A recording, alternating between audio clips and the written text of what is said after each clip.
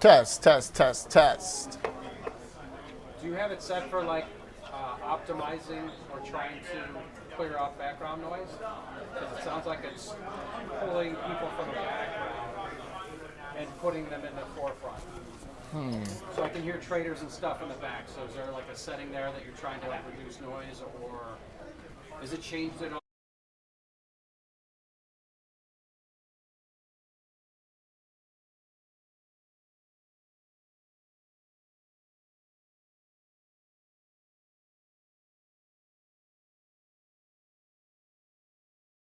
How's that sound? Test, test, test. Chicago, St. Patrick's Day, the capital of St. Patty's in I mean, America. It's fine when you're talking, but then it sounds hollow, and so it's looking for voices. So it's my voice sounds like it's in a tin can. The guys behind you sound like they're in a tin can. You should.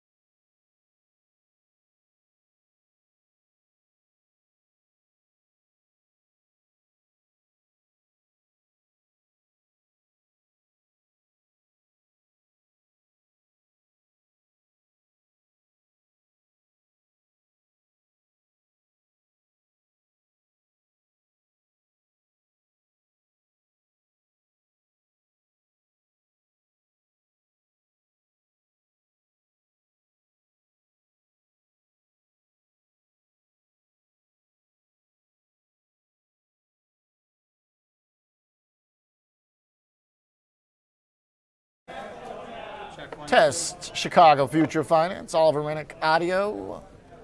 Getting a little bit of an early start today for St. Patty's. Hit us with the cues in the chat. Noel Smith, first on deck.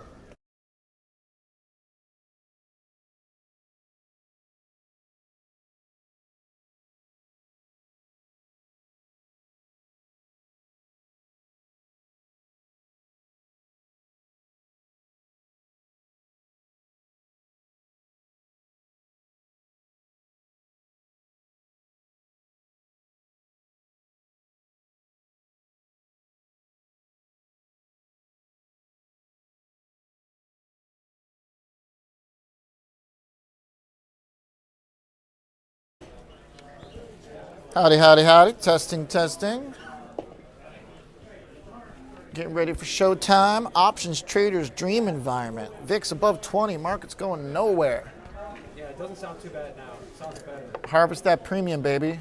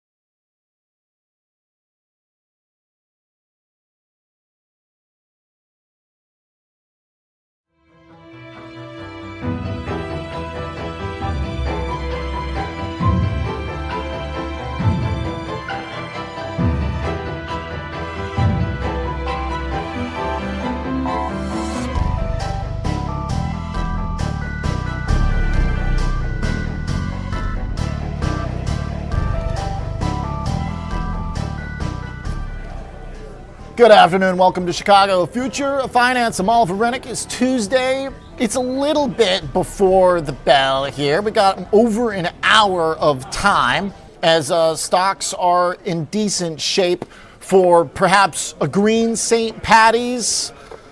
Here's the chart for the S&P 500. Do we find some gold at the end of the session? I think I'm Irish enough to get away with some of the St. Patrick's Day stuff. I got like a quarter in there somewhere, so I got nephews making leprechaun traps, so I think I can make a few St. Paddy's jokes. After all, this is the Irish, St. Paddy's capital of America in Chicago, basically. Jamal Chandler put out a great post on X. Buddies over at Tasty Trade, Tasty Live, with the interview of Tommy Lee Jones filming Fugitive here on St. Paddy's Day in Chicago. That was a nice throwback. Market has kind of been the options trader's dream here. Volatility is coming in, but of course it's been elevated. And to see VIX still in that called a long-term uptrend basically since the beginning of the year, it's a fascinating situation and one that is kind of the textbook environment for options trading, in which high probability trades rely on harvesting premium. I was playing a good bit of poker over the weekend, getting back into the swing of things. And the analogy for harvesting premium in the options market to poker is basically in a tournament where you're collecting blinds. You're raising in position to collect blinds, to collect the premium. That's essentially the core of the options market. So when you've got VIX elevated, which is essentially above 16, but quite elevated at 22, and 5 months basically of the S&P 500 going nowhere, right? We got close to 6,600, which we first reached in September at the end of last year. But it's really been a 300 to 350 point range, basically a 300 point range, from 6,650 up to 6,950. That means that iron condors have been making money. It means that butterflies have been making money. It means that generally selling volatility for the most part, as long as you're respecting that range that has widened out to the downside, it's been a pretty good environment for options trading. We got a great show coming up. We got Noel Smith on volatility. We got Peter Tchir on geopolitics. We got Pete Najarian, Charlie Moon, and Chris Brecher, all with stock-specific trades. Before we get into them, real quickly on the risk radar, just as a reminder from last week, it's all yellow. It's the cold play market. I think that reflects where we're at. I'm looking for generally optimism to pay off. The stock light's been going back and forth between green and yellow because when we're above 6,800, that's the key line for me. Stocks go green. I've talked about Bitcoin as I removed that red light weeks ago. That timed pretty darn well. I got to be honest with Bitcoin's strength. I just love. The only thing I like more than getting Bitcoin right to the downside is getting Bitcoin right to the upside, because you know how I feel generally about the asset as a cynic, but the price action on this thing is such a testament to understanding technicals and markets. Bitcoin had found support at 60,000. It's firming up. That's why the red light's been off since it had that double bottom at 60K. I also think that is a reflection of lingering risk appetite in markets that could come back into stocks overall. A lot of people were talking about Bitcoin related to the geopolitical stuff, and I don't buy any of that. I think more importantly, look at cloud stocks, CLOU or IGV. We're going to talk about this with Peter as well. Those have been rebounding at the same time. So the correlation between Bitcoin, which is software, and the actual software group is unmistakable. And that's what's more important, is the fact that these two groups got beat up at the same time, and now they're rebounding at the same time. Look at the chart of IGV versus BTC. They look pretty similar. Look at that. So AI took basically a hammer to inefficient software and tech, which included a lot of cloud names and included Bitcoin as well. And now they're both bouncing back together. So with that said, let's talk some volatility. I got Noel Smith on the line with me on the Zoom. Noel, what's going on, sir? How are you? Convex Asset Management, good to have you on the show. Yeah, good to be here. You know what's funny is I'm from Chicago, and St. Patrick's Day is quite the thing in Chicago. And my wife went out yesterday to buy stuff for the kids for St. Patrick's Day, and there's nothing around. Nobody in Nevada seems to care about St. Patrick's Day. So it's just a totally different culture. Isn't luck a pretty important part of living out there? I guess so, yeah. I mean, I don't really gamble much, but, you know, It's just funny how different cultures, especially even out west in general, people care a lot less about like pro sports, holidays like this. It's not the drunk fest like it is in Chicago. Yeah, no, that's totally true. Actually, to be honest with you, it's a little bit too much of a drunk fest for me. I can't even keep up. Though I will generally pop into, say, O'Neill's downtown, unsponsored post, no sponsorship, just friend Justin O'Neill and crew, kind of a legendary Chicago family, to be honest. Always has a great. I mean, they got the bagpipes and everything, like on the bar top. So Yeah. The sticky bar floor is more a Chicago thing than an Arizona thing, I think. Absolutely. Yeah, so anyway, the thing that I've been kind of keying in on is you see this compression of skew. Like, the idea that what you pay for an option and how it performs, that spread has been a little bit wide lately, and it's really kind of coming in. It's not coming into collapse, but it's coming in. You've got VIX tomorrow, you've got Regway options expiration on Friday, and I feel a lot of this premium is being burned, and people that are paying up for a lot of it, it hasn't really worked out for them. So the idea that you've been selling options into a high vol environment, that's been paying the bills. Like you said on the onset, the S&P 500 hasn't really gone anywhere in 5 months. Well, that's still a trade. I mean, everyone's like, okay, well, I haven't made any money at my SPY or my SPX. So if you've been selling SPY calls or SPY puts or whatever, some kind of volatility around that, that's been a great trade. So there's still plenty of opportunity to be had in this marketplace. Yeah, I mean, that really is the case, right? I think that for a lot of people that are looking at their, IRAs, 401ks or whatever, would like to see the market just uptrending again.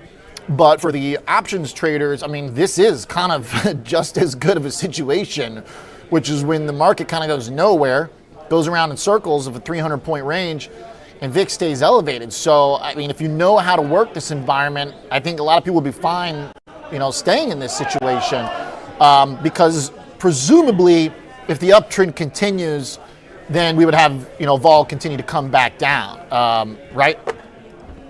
Well, you've got cross-asset volatility is up across the board with the maybe exception of bonds. You've got high-yield vol up, FX vol up, oil vol up, metals vol up, equity vol up. Bond is up a little bit, not that much. So there's just all kinds of things to do if you're paying attention to the options marketplace. And I assume if you're watching this or talking or listening to me, you have some interest in options. So there's still stuff to do. Yeah. Tell me about what you're thinking. We've talked about a few things that made sense in this environment. Iron condors. I hear a lot of flies going off in the pit behind me as well. If you're going to use, if you're going to pick a direction, to some degree spreads, I think, because, the kind of idea, the regret associated with spreads is that you get the direction right and you're going to go, oh, I wish I wouldn't have sold the contract against myself. But in this case, in the market where we're not blowing out in either direction, those also seem like they make sense. Well, I mean, naked options are a whole nother gamble than spreads. The reason you put on a spread is because you know exactly what you can lose if things go wrong. And yeah, if you're buying a spread, the max you can make as well.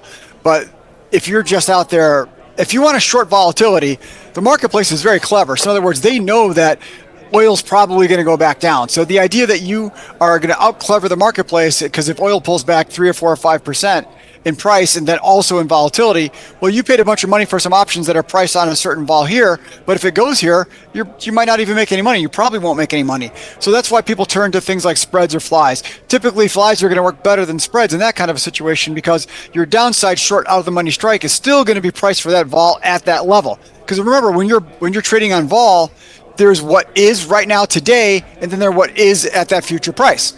So if the idea that oil goes down and oil vol goes down, well, that's priced into it as well. So that's not really any edge there. You have to be able to outsmart the marketplace in aggregate. Okay, which is a hard thing to do. Yeah. But these types of environments, you have to go with what I think normally works. And, obviously big blowout moves do have a kind of a steady volatility move ahead of them, but normally big blowout moves don't happen. So it's hard for me to want to, it's hard for me to not want to try and collect premium and bet that things cool off, especially because there's a geopolitical element behind it, which is generally just the core of the dip buying routine that keeps markets balanced. Now, I'm not a geopolitics expert. our next guy, Peter Tchir, might have some stronger geopolitical thoughts. He knows a bunch of like generals, and so it's not that I feel strongly about like Iran or anything. It's just generally geopolitical stuff will eventually take the backseat to earnings-driven growth. But in the meantime, volatility is giving us a nice sandbox.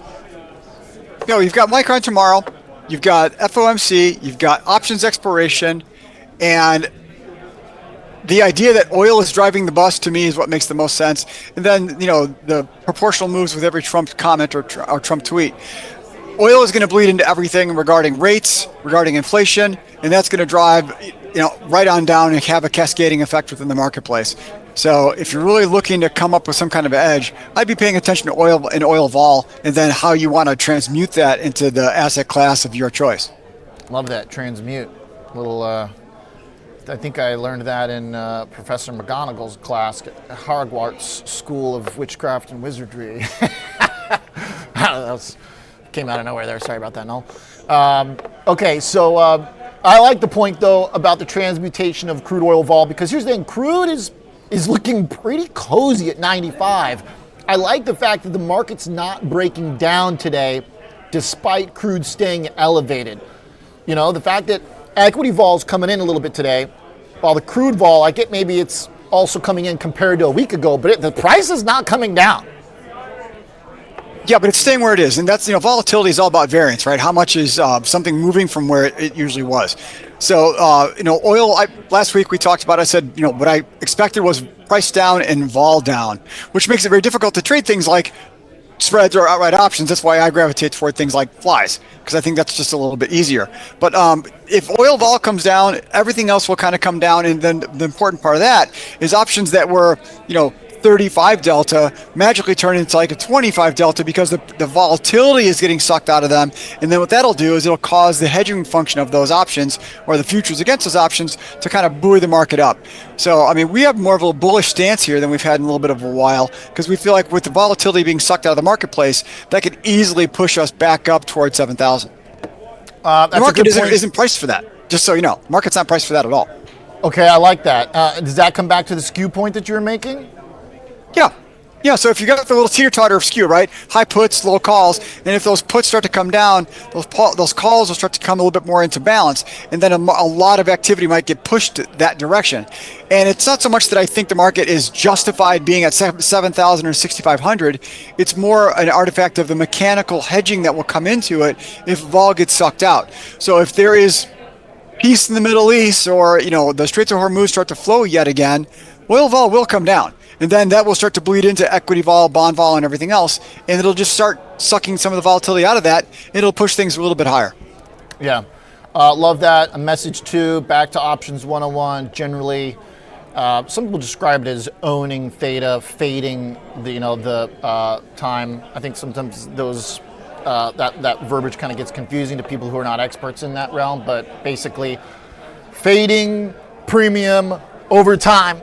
That's the way this game mostly works. Let's hope, I think, that it does continue to come in for the overall potential for the price action of stocks to recover and the messaging that might bring with the geopolitical stuff. But for now, little changed markets with VIX 22. Great stuff, Noel. Love the examples on trade structures that make sense here. Love the eyes on the volatility, as always. Unique and good take. Appreciate you very much. Thanks, Noel. Thanks. Convex Asset Management, Noel Smith. And by the way, I do think that's an important point as well, thinking about how the crude oil price is remaining elevated, but the stock market is kind of shrugging it off. I think that's the key to bring in my next guest. Going to blow this first break since we're on the subject of geopolitics. Mr. Peter Tchir is on the show, head of macro strategy at Academy Securities. Peter, what's going on? Good to see you. Make sure you're unmuted for me on your end, Pete. Saw your mouth move. Think we got you. This better? Did that come through? Yeah, there he is. What's going on, man? Long time no see. It's been a while. I'm looking forward to this. Been interesting times for us at Academy Securities with all the geopolitical stuff. That's what I was saying. Okay, I mean, I haven't had you on my new show here from Chicago. I think a lot of people who've watched my shows over the years hopefully recognize you. We've been talking for a long time, but again, give us that explanation of what makes Academy unique, because I know that you guys are in a big way owned by veterans. You have access to really like kind of the top tier military minds in some sense, right? Yeah, so we've got, we're about 200 people, but we've got the Geopolitical Intelligence Group, which is just over 30 retired generals, admirals, and some former CIA and national security people as well. So they kind of come together to frame a lot of how we're looking at the geopolitical risk, what's going on in Iran, what the next steps are. So we've been fairly comfortable that this is kind of slowly grinding to an outcome. That's good. We think we've got another week or two before, if it's not resolved by then, you start seeing kind of really bigger knock-on effects in Asia, ex-China, and you see it in Europe. We probably have a month or so before it really would affect either China or U.S. in a way that's not, quote-unquote, fixable. Peter, someone in chat says that if it were all about geopolitics, XLF wouldn't be hurting the way it is, aka the financials. I think that's kind of an interesting point.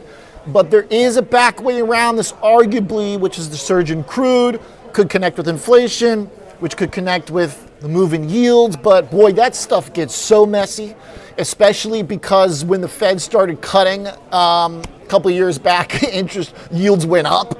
Tell me how you're thinking about the geopolitical feed through into inflation. Feel free to take your time with the answer, because I know it's a complicated subject. Yeah, so one, I think there's kind of three narratives at play here. One is, yesterday and today, there's a lot, you've got NVIDIA, you've got, their conference, you've got Jensen Huang speaking, you saw markets try and rally on that. So to me, I'm paying a close attention to IGV, which is the software. That seems to be fixing itself a little bit. And more importantly to me, I think there's been a lot of talk about private credit. And I think that private credit fear is a little bit overdone at this stage. So I'm actually getting a little bit constructive on BDC, so Business Development Corps. BIZD is a pretty decent ETF for that, or as good as an ETF as I can find for that sector. And I think that's been a big factor in XLF and financials. Isn't just the oil, but you've had this concern. What's the private credit risk? Is it hitting insurance companies, et cetera, et cetera? I think that's a bit overdone. So I think that's a potential, up for the market is saying, hey, we oversold things because of this private credit. So I think, to me, private credit's probably been more of a drag on XLF than what we're seeing necessarily out of Iran. But that hasn't helped either. Peter, what was that ticker? BIZD? I think I got the wrong one. What was? Yeah, Business Development Corp. So it's been kind of beat up pretty hard. It was one of the first ETFs, I think, that actually was trading well below its Liberation Day sort of lows. It's had one kind of bounce, and now I think we're seeing a little bit more. And so this is a series of Business Development Corps. They have been kind of targeted as, going to be hurt by what's going on with the private credit story. There are some business development corporations that have gated people. But again, this was all in the documentation, right? They were specifically designed to fight against forced redemptions during times of illiquidity. And I think this is going to stabilize. I think people are going to say, hey, you know what? Yeah, there's some noise out there. There's definitely going to be, whatever we want to call it, cockroaches, as Jamie Dimon has talked. There's going to be some cases of fraud. There's going to be some industries that, struggle. There are deals that are called annual revenue renewals. So there's parts of this that are not good. It takes a lot to drag this industry down, I think, as far as it's been brought. So I'm kind of looking for that to be a bounce, and I think that will help financials all the way through. Okay. BIZD. And I'm like right at the bottom of this chart. So, yeah, I'm not saying I've loved this for a while. We're just kind of coming out with a note today to say time to take a poke at this. Okay. BIZD, VanEck, BDC, a Business Development Corp income ETF. So there's a yield part to this, the income side of it, Peter, or is... Yeah, it's both. Exactly what this is. So I think that's why people bought it, for the yield, right? So what a Business Development Corp is, they make a lot of loans, many of which were the private credit space, and they borrow money. So you as the equity holder are leveraged exposure to private credit. And so that's how they generate their dividend. A lot of people, I think, kind of get sucked into playing it from a dividend standpoint. I think right now, yes, I haven't even bothered, to be honest, I haven't even checked what the dividend yield is. I'm sure it's quite high because I think in normal times it's 9%. We've had this price drop. I'm playing this for a total return perspective. I think it's Okay. been overdone, and people are saying they're over-leveraged to private credit. I don't think they are. I think there's a bounce. This is a trade for me. I don't know that I want to own it 3 months, 6 months from now, but I look at this, and I think the narrative has overplayed itself, and it's going to start pulling back. And you're going to start seeing insurance companies defend their private credit holdings. I think you're going to see credit companies do a better job of explaining private credit. I think they got away with this being a black box and was so successful, no one cared. They're going to explain that, and I think we get that bounce. We saw this a lot even during the GFC in the early days when you had mortgage things. This is too early. People are throwing out the baby with the bathwater right now, in my opinion. This is an interesting one. I love when somebody brings a ticker that I'm not familiar with. This is one of them. Love that, Peter, and why I always like to get your take. And it's somewhere over $1 billion in AUM, so it's not a tiny, off-the-run ETF. There's some weird, I think you get a Schedule K and stuff like that, so there's a bit of a pain from owning it because of how it's structured, but I still like it. Let me put some perspective on that real quick here. Make sure I got the right one. Oh, no, that's my Airbnb. Okay, there we go. BIZD, yeah, about 1.4 billion in there.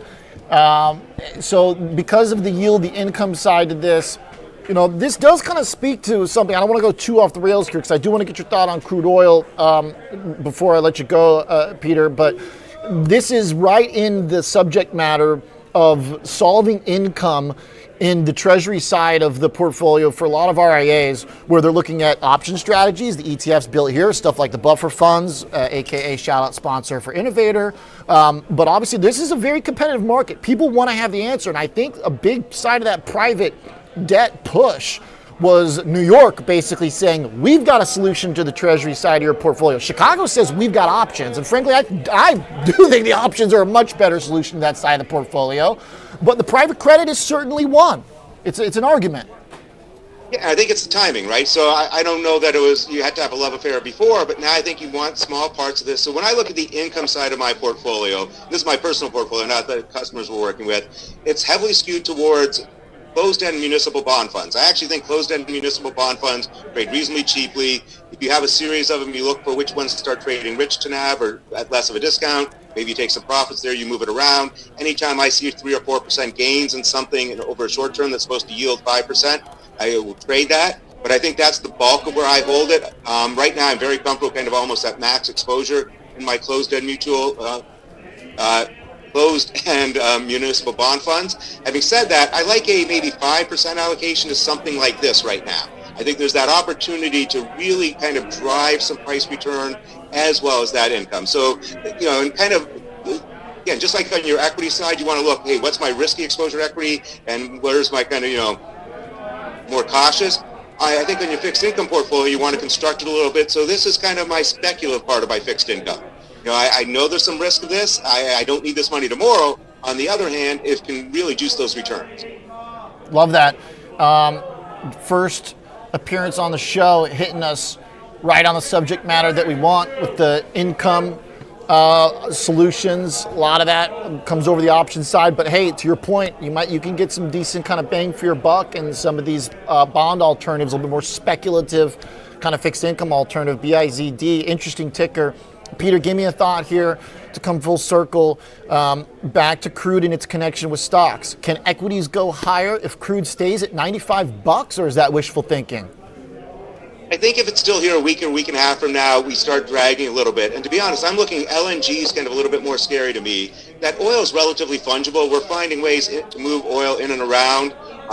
They've reopened the pipeline in Saudi Arabia, and oil is pretty easy. You can move it from one tanker to another. You can offload it relatively easily. To me, it's really a little bit more about what's going on in LNG.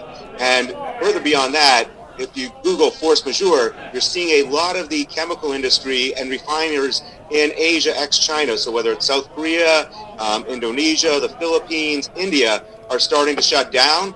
Those often require a 1 to 3 week sort of process to reopen.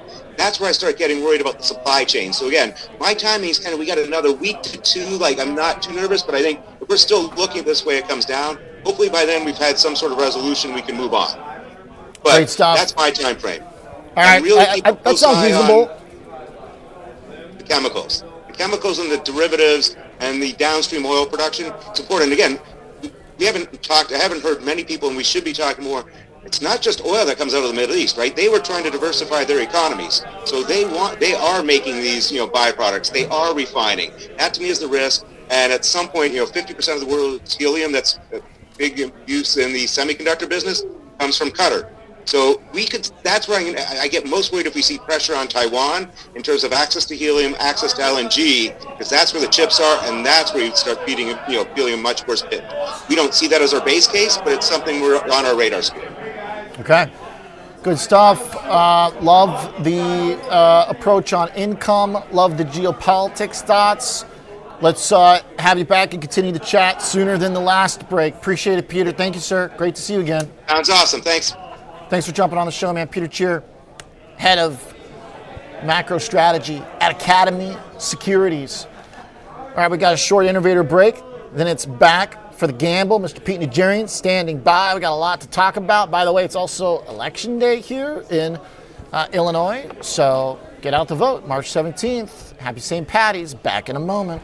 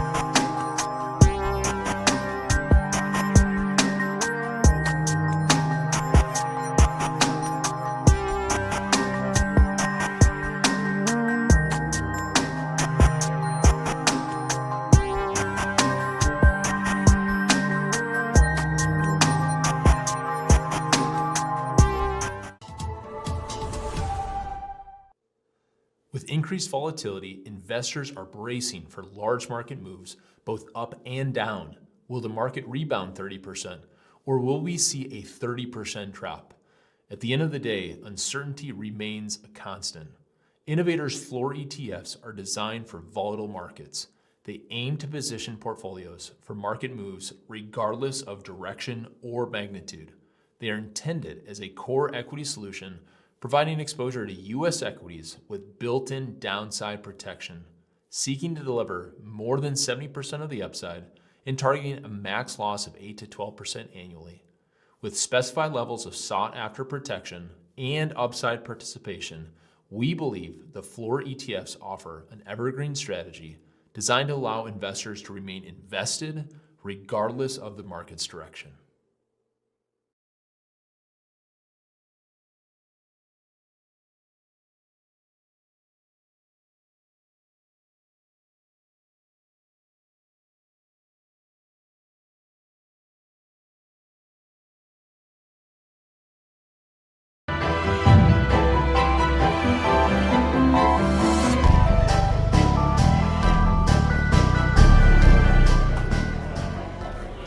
All right, welcome back to the show here at 2:21 p.m. in Chicago. S&P 500 up 22 and a half, 67.21, just below, maybe not just below, about 80 points below that key level of 6,800. So market is hanging in, but it's having a little bit of trouble. We got election day here in Illinois. It's time for the gamble. Might peruse little cal sheet bets or two with Mr. Pete Najarian joining me on the line, on the Zoom. But I think today also we just got a lot of fun market stuff to talk about. Pete, great to have you back on the show. Hope you had a great weekend. Really excited. I'm pumped for this week, and we're already, it's Tuesday, man, and I'll tell you what, after We'll see what the markets are like tomorrow after St. Paddy's Day when it comes to Chicago. That's what I'm wondering about. Yeah, right. Who shows up? I was looking. It's like there's a decent amount of green. I forgot, but I'm only like 12.5% Irish, so maybe 25 max. I feel like I get a pass, but I got green on the show because the Cboe's got the green there in the little. See it? That's right. Yep. Yeah, we'll see how many people call in sick tomorrow. We will. That'll be good. Gold at the end of St. Paddy's Day. Let's start with some metals.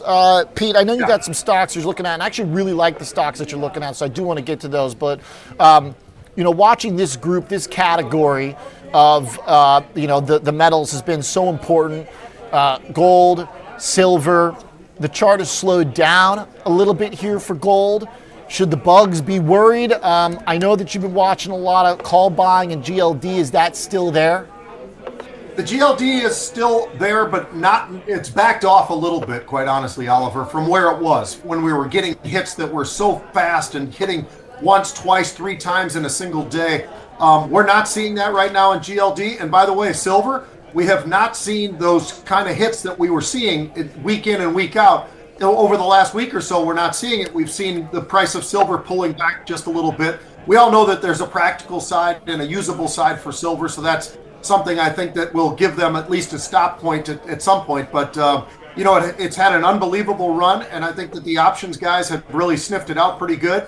But, things do come to an end, and at least as of right now, I'm not saying it's an end. I think it's more of a pause, because I think there are still going to be people who want to be a little bit safe in the assets that they've got, and I think gold is in that category.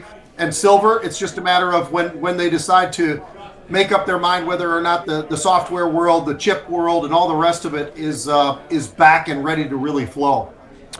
That brings me into the first category of trades you're watching, which is Bitcoin and crypto. I think that's important because one of the things that was going on, of course, while gold and silver were going nuts, they were sort of at their peak when Bitcoin was at its low.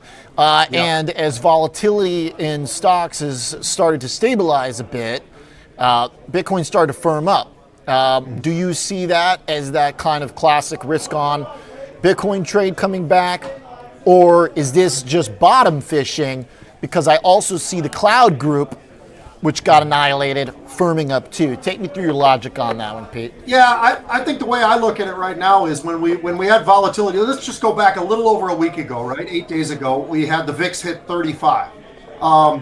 And suddenly we're taking a look over at what's going on with Bitcoin specifically, and it was trading 64,000. So that's a pretty big hit. That's because people were starting to get a little bit fearful about what potentially could be going on. That turn, and by the way, that 35 level of the VIX lasted all of about 2 seconds. About 2 seconds it was up there and then started pulling back. And now we find ourselves back down here at a level that's a lot more, comfortable for a lot of people, trading with the VIX trading in the 22s, right? So we're somewhere in the 22s, 22 and a half, call it. And then you start looking over at Bitcoin, you're like, wait a minute. Bitcoin's trading 74,000. It's gone up 10,000 in a very, very short time frame. And within that short time frame, by the way, it's the February early February 2nd level is the levels that we are now with Bitcoin trading at 74,000. So, it just shows you where that risk appetite really is, right? And there was a lot of fear with the VIX up there in 35 and then even staying in the 30s for a little bit before pulling back underneath that. And I think that's why we were seeing that big pullback. And now we're starting to see that big move to the upside back there at 74,000. It's important because last year with stocks doing well and Bitcoin down, it lost its reliable beta to stocks. It was only like beta to the downside. But if this is a normalization, then at least that makes navigating the crypto world a little bit more clear again, because it is important, I think, that even though Bitcoin is in that year-long downtrend, you can see on the chart I've got up, which has VIX in purple, BTC in the candles, that you still did get big, juicy sell-offs when VIX was up. So the correlation still was working when stocks were volatile, right? So in some ways, I still believe that if VIX is going to come down, I think Bitcoin probably's got a shot here to run again. Absolutely. I'm right there with you. If we see the VIX crack through 20 and get a little bit closer to that 16, 18 area, somewhere in there, I would imagine that we would see the risk appetite come in pretty big for Bitcoin, and we'd probably be closer to 85,000, something like that. Now that's just me, softballing this thing out there, but I think that the reality is that it is where people want to be. If they want to bring on risk and something that's got that, brings that risk with it, we probably see gold fall back a little bit, and then we start seeing Bitcoin start making that move to the upside. So people that were maybe going to go for gold start shifting over a little bit, and that's something that I think is going to be, hopefully that does play out. I'd love to see the VIX back down there just to see what happens with the markets if we can get back into the upper teens, that level, somewhere close to that. Fully agree. I don't think that, even though gold was up while stocks were up for a lot of that time, I don't think that the two are necessarily going to have as reliable a relationship. I think gold it works in a lot of different environments. Worked when stocks were down, worked when stocks were up, and maybe that kind of cools off a little bit as some of the other parts of the portfolio start working again. Maybe like a software, maybe like a Bitcoin, maybe like Peter was just talking about some of the beat up credit financial stuff. That brings me to another group that I think is just, you guys have done a really good job, as good as anybody, Pete, you and John and Mark Rebellion team, I gotta be honest, is keeping the persistent tab on the memory names. It's easy to forget that there is a specific category here of tech that has been making highs over the last 2 weeks. That's amazing. It is. When you talk about those names that are memory / storage, you have a group that has been absolutely spectacular. And if you look at the year-to-date numbers, I'll give you a quick little rundown through those. But Western Digital, the demand is there. Their AI, their storage, all of that, they're up 75% year-to-date. You got Seagate, that's another one. They've got storage, they've got AI, they got the cloud, 50% to the year-to-date. Micron, which has earnings coming, I believe it's tomorrow. AI infrastructure, all of that, it's up about 60%, not so bad. But the biggest and the baddest of them all is SanDisk. I mean, the run that we've seen in SanDisk, because they brought up the demand that they've got, the NAND flash memory that they've got, it's only up 200% year-to-date. Year-to-date meaning March. That's where we are right now. So a move like that is just unheard of, right? And that's in the face of a pretty rocky sort of a situation that we've got going on. Obviously, we've got the war, but we've got what happens because of that with oil and everything else. And yet, this is an area that's been absolutely fantastic, and the moves to the upside are there. And if you really listen to Meta and all the folks that are out there that are the folks buying this stuff, it really does stand out, whether it's NVIDIA and some of the deals that they've been making, and some of the numbers are just extraordinary, right? I mean, Oliver, we look at these numbers and we almost get used to saying them, but when people are buying billions and billions of dollars worth of some of the what they're getting out there, whether it's memory or whether it's wherever storage, you name it, it's really extraordinary to see the kind of money that's being spent, and Meta is one of the leaders, of course, in that. Yeah, these charts, I mean, fresh breakout for SanDisk, WDC, monster candle today, Micron. These are not bearish things. Now, Nope. They have also been disconnected from the market, to your point, because they have such an idiosyncratic, power behind them, of the secular demand. But at the same time, usually when the momentum favorites of the technology category are making highs, that is a sharp arrow in the quiver for bulls. Yeah, absolutely. And I think that there are certain stocks that are probably getting beaten up, Oliver, that shouldn't be getting beaten up the way they have. And in terms of that, just seeing them sort of just fading back down again. I think that there's a lot of these big tech names that, I'll give you a great example. NVIDIA is one of those where we just haven't really seen that oomph out of them, right? We've been looking for that to make that move. I will say this, we had some unusual option activity in there today.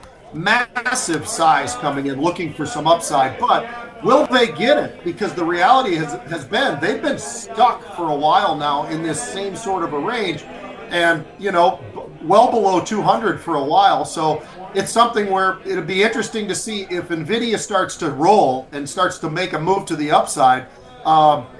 Who's next? Because I think there's a pretty nice line that's going to line up right behind them and start making that move along with Nvidia to the upside. It's a good point. And if NVIDIA was the lead general of this market, it makes sense that NVIDIA is an even more extreme example of the range the S&P 500 has been in, right? Like NVIDIA for almost so the market's been in a range basically since October. NVIDIA's been in a range since July, essentially. First time it hit 180. I mean, just going nowhere.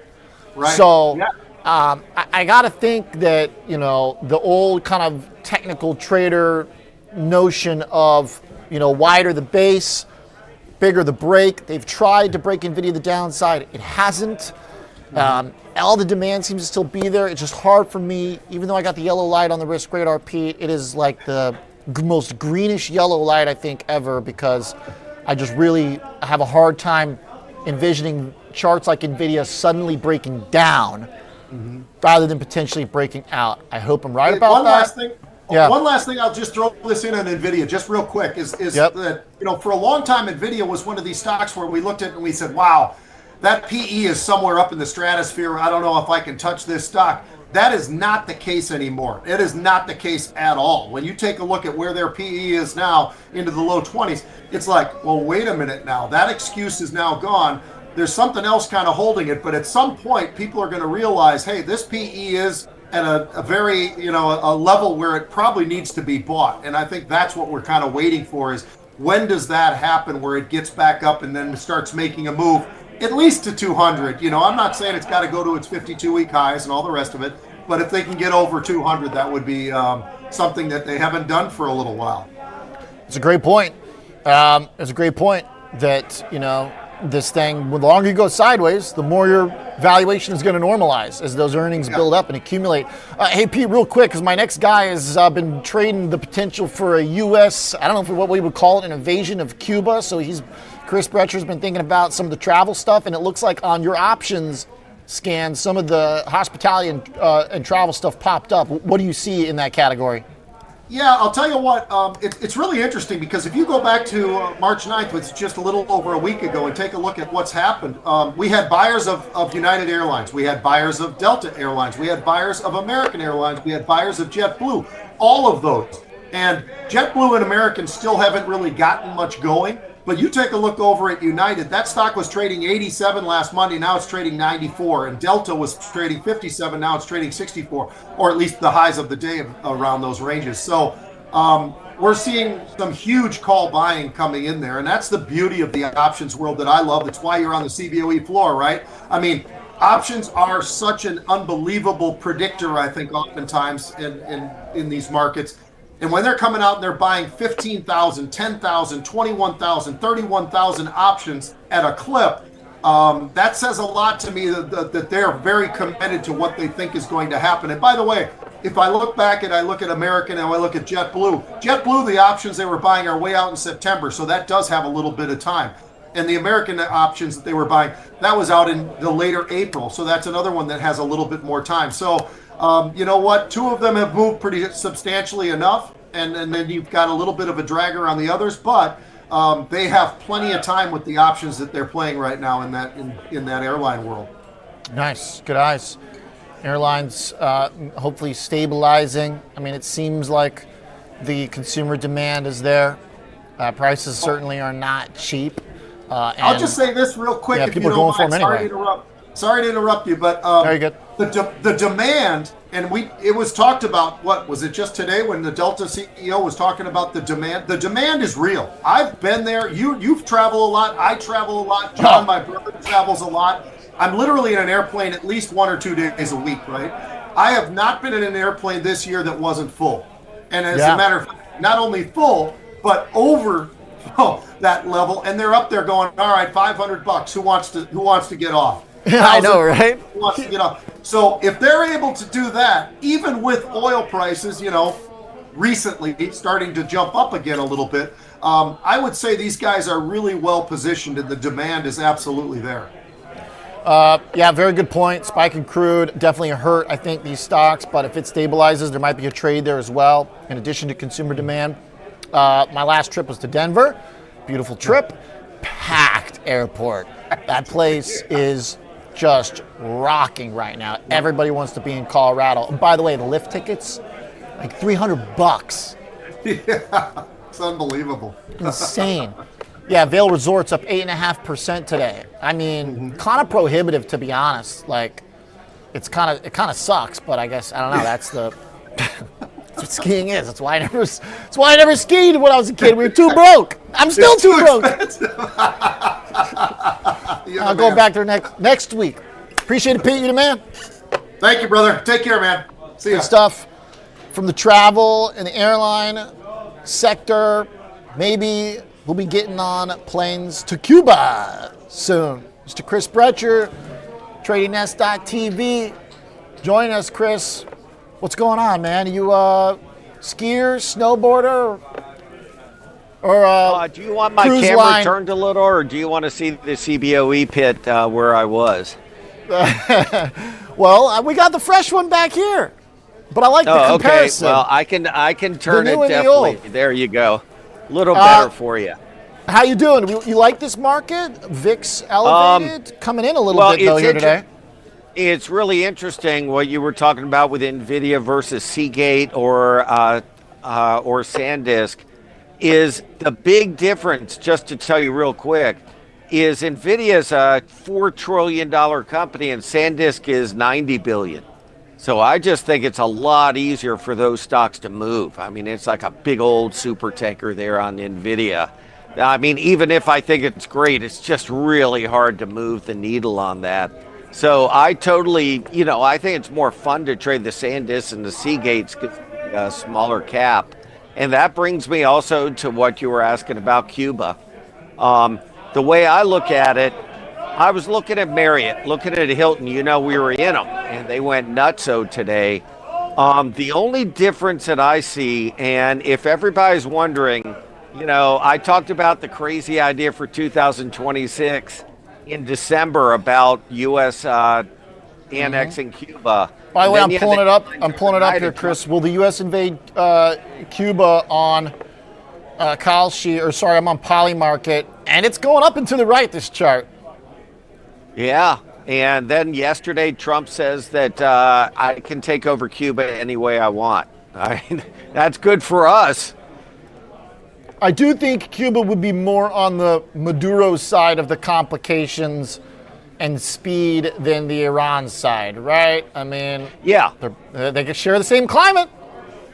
Yeah, the big difference to me is the proximity to Florida and that what they used to have with all the casinos and all that. And I've been going over moving the needle. Like Marriott has 9,000 properties, but it's the perception. I think that's why UAL, Marriott, they're all far outperforming the market today. And we just bought today Norwegian Cruise Lines. That's another one that we've bought 5. So we've bought Fluor. We've talked about Fluor a lot. We talked about we're in Norwegian Cruise Lines, RCL, and we're in Las Vegas Sands. Okay. And when you look at it, Las Vegas Sands has a lot better chart than Wynn. But when you look at NCLH, it sure looks a lot like UAL a couple of days ago. Look at that. Mm-hmm. Trying to find a bottom, trying to find a support. I've got some lines on NCLH too, I think from the last time we spoke, that have held actually an uptrend line and a downtrend line. So it's been in this kind of sideways triangle for the better part of maybe almost 2 years, 18 months. But it's important that those higher lows did hold the last week on Norwegian. Yeah, even with everything in Iran. The way I look at it, it's interesting that Pete was talking about the options going out to September. We've done a lot. All of these we've done out to June because you still have Iran. So maybe there isn't the the urgency to do Cuba till that's done. And that might take June's out 100 days. So that's why we went to June. Okay. So time, right? Yeah. Okay. And in terms of, so I look at the chart for say NCLH, for example, I see $25 maybe as that potential resistance. How do you structure the trade given the technical situation? Yeah, well, I like to do where even if I'm wrong, I can make money. Like Floor went down like 3 points and we came out ahead because of the way we structured the trade. So NCLH, we just did it today. So what we did is we went out to June. I'm putting it up here just so you know which one we did. Okay, I'll pull up the chain on my end too. Oh, great. June, and what's so your what expiry? we did is try to do a spread that takes into account the support. So the support's around that 19, let's say 18 level. Okay, 18, 19. So, and that's really pessimistic. But so what we did was the 17, 23, 24. We did a broken wick. So we did it for like 270. So that only protects you to 1970. But if it does go to 25, it goes to $5. Okay, so you went for the June June 27th, right? Let me get it up there. Yeah. June 18th. Okay. NCLH. Let me be sure you have it. Okay. Yeah, I don't know why it's not showing on yours, but it's we did the 17, 23, 24. 17, 23, 24. Okay. So, all right, nice. So you're basically, you're kind of, the high end of your strike zone is right basically at that resistance. So you start. And the low is where it stopped. Nice. Okay, so you're just buying calls throughout that entire range. Yeah, I mean, it would be easy to say just buy let's say the 22 calls or something, but I don't want to be right on direction but wrong on time and actually lose being right. Yep. So we did it where you're buying the call spread and selling a call spread to lay off your risk. Okay, makes sense. Kind of the strategy we've been talking about for the market overall in general, right? That kind of stuff makes sense right now. Yeah, and IV is elevated too, it looks like. Pardon me? It looks like IV is a bit elevated in Norwegian, just looking at the implied volatility on TOS. Yeah, that's another thing. We put up a bunch of Cuba stocks like you and I have talked about. And in the spirit of Pete and John, we have the call sizzle up because you've seen a lot of things going on in the world, whether it's on poly market or whether it's calls or puts. You're seeing it first in the options, just like Pete mentioned in UAL. Mm-hmm. So we have it listed by call sizzle of all the Cuba stocks. Today, the only one, none of them have that much. I mean, like PEB, the call sizzle is over 3, but if you go to the amount of calls, it's 16. So it's pretty pathetic. So, but UAL, those things kicked in gear, and if he's right, I know that the margins are getting hit with oil, but if you get a lot of routes opening up there, I mean, that stock's 105 real quick. Yeah, I could see it. I love the idea of casinos in Cuba. I mean, just sign me up. Can't get there fast enough, man. That would be fun as hell. Because I've never heard it's an amazing place. Already. You wonder if with their crumbling infrastructure, right now they have a blackout. Did you see that? Their energy, they had a blackout yesterday all over the country. You got to think they're not that averse to being a little more capitalistic. Maybe not totally, but it couldn't hurt them. No, I think a lot of these places all kind of secretly want it, China included. Will the U.S. invade Cuba? Only a 22% chance on poly market, but U.S.-Cuba military clash in 2026 is at 40%, and even the invasion trend is up because it was only at 10%, and it's climbed to 25. So, heck, poly market's got an invasion of Colombia at 8%, so we might just start checking off. We might just be playing Risk. with just the southern half of the map here. Give me a last thought, Chris. I'll let you go. It just seems to me, this is why I did that crazy idea for 2026 about USA annexing Cuba, is like you said, it's just down the street from Miami. You would think that would be a great tourist thing. Mm-hmm. No, that's true. I agree. I sympathize. I want it to happen. I want to go there. Where there are casinos, if you build it, they will come, or at least OJ will. I'll be there. Thanks, Chris. Great eyes on that trade. No, thanks. The other thing, I like to back it up with a chart. I'm telling you, Norwegian Cruise, okay, let me pull it up again real quick. UAL, they all have the same charts. Yeah, you're right, and that they're finding support, right? I do like that. Yeah, and also that little indecision candle followed by a green candle to the upside. So many of them have that the last couple of days. Yeah, that wick, basically, that hit the low and then held for multiple sessions. Oh, I had it up. There we go. There it is. Nice. Thanks, Chris. Appreciate you as always. Thanks for coming on the show. Well, thanks for having me on. Say hi to Pete and John for me. You got it. Will do. Right. Chris Brecher, TradingNest.tv. Charlie Moon on deck to take us into the closing bell here. Let's revisit Micron. Let's take a look at the options going into that. Be right back.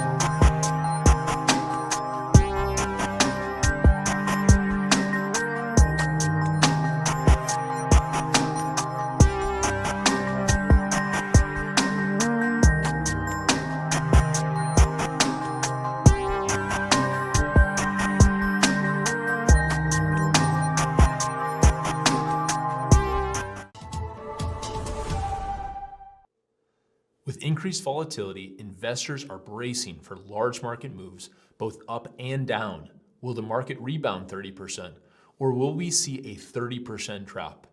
At the end of the day, uncertainty remains a constant. Innovators' floor ETFs are designed for volatile markets. They aim to position portfolios for market moves regardless of direction or magnitude. They are intended as a core equity solution, providing exposure to U.S. equities with built-in downside protection, seeking to deliver more than 70% of the upside and targeting a max loss of 8 to 12% annually. With specified levels of sought-after protection and upside participation, we believe the floor ETFs offer an evergreen strategy designed to allow investors to remain invested regardless of the market's direction.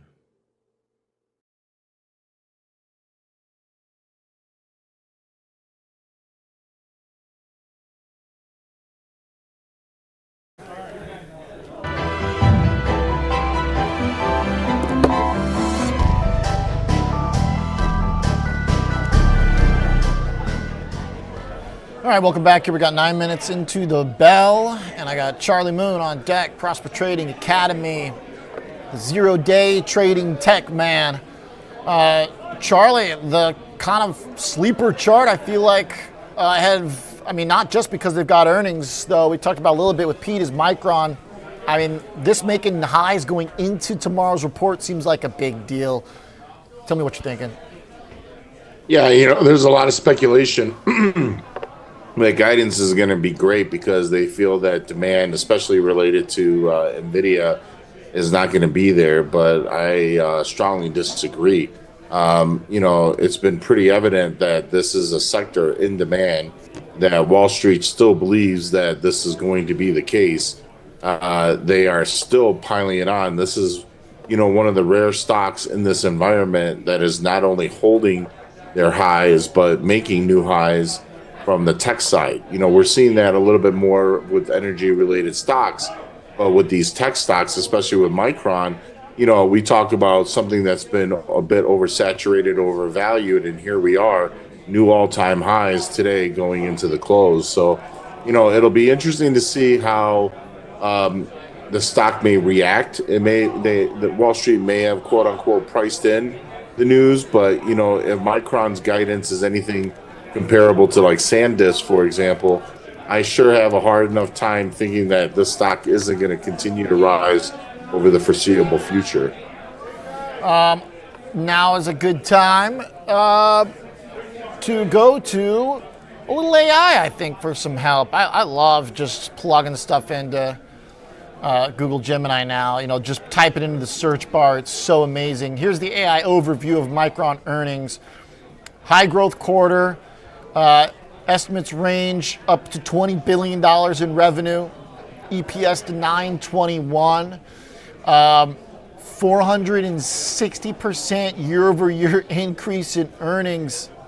It's just mind-blowing stuff, man. Yeah, Samsung's already kind of come out and said, well, demand is too high. We don't have enough inventory, so we're just going to jack up prices, and that's just going to help our margins. And like I said, it's just, we look at comparables, we look at the fellow industry, and then we look at how this is relatable to the future of what the markets are really predicated on, which is AI growth right now. I just don't see the stock, disappointing. It wouldn't surprise me one bit if they just obliterate these numbers and really give a strong, emphasis on full year guidance for, the rest of this year. It's just whether the markets are going to react in accordance. SanDisk, their numbers puts them, way, way, way above where they're currently being valued, in my opinion. They've kind of slowed down, but they're starting to pick up steam. And again, if Micron goes, the industry goes, SanDisk is going to be making that big run for $1,000 per share. Incredible figure there too, and chart breaking out. The thing is with a lot of these, Charlie, is that they were, this is kind of, I think, how they have such power is because they were the neglected category for so long, where people were describing them, kind of rightfully so, as a sort of legacy memory, kind of slower, very cyclical, right? Just kind of dependent on the economy. And then now finally 2 years or whatever after the big open, ChatGPT and LLM breakthrough, you're getting this secular demand. And so the valuations had a lot of room to grow. And I think to some extent they still might. Oh yeah, 100%. And again, it's highly dependent on growth and demand. And we relate this in we talk a lot about the U.S. based companies and the U.S. based demand. But truth be told, if we look at overseas and in Asia, the demand's even stronger. The demand's even greater. And there's just so many of these companies that could provide these kind of components. Now, again, there's been a bit of a knockback in relation to NVIDIA and Vera, but I think that those rumors are really unfounded. At NVIDIA's conference right now, Micron has their own booth, and they're actually showcasing their new product. And again, this is something that just coincides with the growth and technology growth and advancements that's being centered around AI and AI components. So you're saying friendly relationship. Am I hearing you right? Yeah, there has been and always will be. Yeah. He gave him a shout out. Jensen gave him a shout out yesterday. Yeah. I think also that's important too, because there is some degree of a, divide and conquer where certain, companies are going to handle certain parts of the stack, and memory is going to be an obviously hugely important one. by the way, that's a good reminder too that we got the GTC event. Jensen Wong talking at that right now. I'm going to pull up some of those comments as well. Solidified the strategic partnership, talking about how they're a key partner. So to your point, that's always good news. In terms of how the trade looks, obviously pretty elevated vol. It's kind of come in a tiny little bit in the last couple of days going into this earnings. Thoughts on trading this group, Charlie? It sounds like generally you lean positive. Is that right?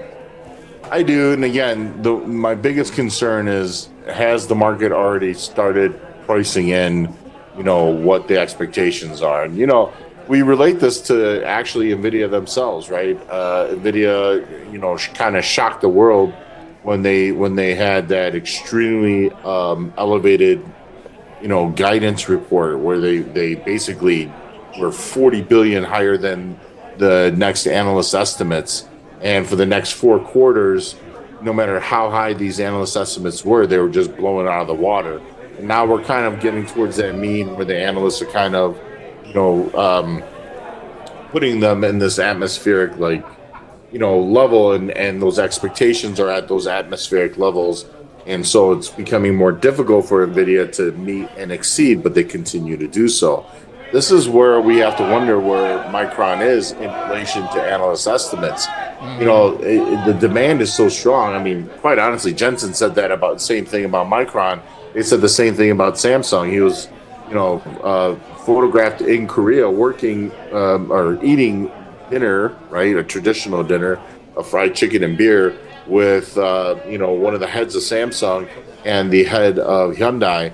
And it was purely to try and curry favor so they could get these components so they could have their production at least maintain on the trajectory that they were anticipating. And so with this demand and plus this sharper increase in price points for these products, I just don't see how Micron is going to disappoint. And again, when I relay this to others in the industry that have already reported, like Seagate and Western Digital, but the one that stands out to me is SanDisk, and that earnings report was so far head and shoulders above expectations. I just feel like Micron's going to be coming in and really surprising analysts. I think they're just going to come and overshoot way above where estimates are going to be. All right, nice, well argued, love it. Sifting through the news flow. There's the bell real quick. Charlie, give me a 60-second on the other group that's holding in pretty well, which is crypto. We talked about Bitcoin itself. Let's revisit the stocks connected to it, though. You got any favorites to play here on a crypto comeback? 100% Circle. Circle, we talked about this before on that breakout of 94. I said their upward trajectory is around 140, 150. They're almost there. You got that. Coinbase is playing a little bit catch up as well. But I think the two that we have to pay attention to is MSTR. MSTR finally got above their 50 simple moving average and closed above this level. First time they've closed above this level since October 6th of last year. And so for me, this now, if Bitcoin continues to rise, which I've actually jokingly have been saying to Scott and everybody else in my group that Bitcoin's going to make a run for 100K, but I mean, they haven't slowed down since this Middle East conflict has started. MSTR is really well positioned to make a run for 175. And then the other one that I want to pay attention to is BMNR, Bitmine, and BMNR right now is slowing down at 24.5. But I feel like this is close to being that breakout play, and they're going to make this run to 27. And if Ethereum starts picking up steam, once they get above 27, I mean, this thing could shoot straight up to like 38 to 50 in a blink of an eye. So, we're starting to see a lot of these reversal signs coming into the picture, a lot more confirmation. Coinbase really holding up well. They also have closed above the 50 SMA. I'm looking for a breakout above 215. I think that the upside target is 250. So it kind of baseline and then broke out. Circle chart, you nailed that one. MSTR also above the 50-day. I think that's very interesting. And by the way, just from my perspective, the way I see the charts as a crypto cynic and as an MSTR general like perma bear, 100K is like very much within my framework too. Like I 100%. was surprised that we never went. We got to like 97 or something in January, but I generally lean risk on kind of for the market as a whole, and I could totally see Bitcoin, even within the bearish regime, go back to 95 or 100. So, and Circle has been a great way to play it. I think I favor maybe like Coinbase over a BM&R master, but that's just my 2 cents, my 2 Satoshis, maybe. Charlie, thanks, man. Appreciate you. Appreciate you, brother. All right, good eyes, Charlie Moon, Prosper Trading Academy. Good eyes on Circle 2 in our last discussion. Scan the QR code, work with Charlie at Prosper. We are out of here. Have a great night. I hope you enjoyed the slightly longer show. Bye-bye.